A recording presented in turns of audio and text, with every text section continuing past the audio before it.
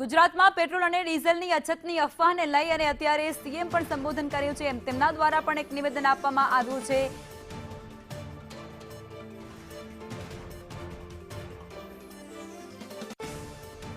અને સૌનો પ્રયાસ એટલે આ વૈશ્વિક પરિસ્થિતિમાં બધા સાથે રહેવું છે. કોઈ પણ જાતની અફવામાં દોરાઈ અને ગેસ પેટ્રોલ કોઈની પણ ક્યાંય લાઈનમાં રહેવાની જરૂર નથી. તમારે બધાએ એક જ વસ્તુ છે કે જ્યારે બધા સાથે છીએ તો કોઈને તકલીફ પડે નહીં એવું માન્ય વડાપ્રધાન શ્રી પણ કેન્દ્રમાંથી પૂરતું ધ્યાન આપી રહ્યા છે. અહીંયાથી રાજ્ય સરકાર પણ એની પર પૂરતું ધ્યાન આપી રહ્યા છે.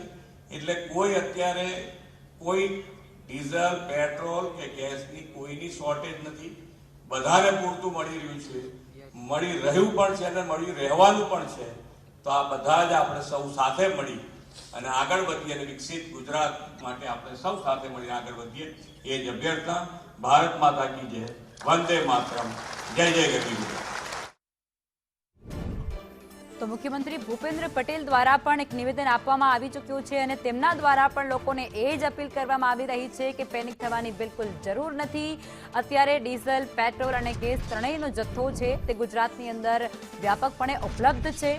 અફવાઓથી દૂર રહેવા માટેની ખાસ સલાહ આપવામાં આવી છે. ઉપરાંત સંગ્રહખોરી ન કરવાની પણ તેમના દ્વારા સલાહ આપવામાં આવી છે.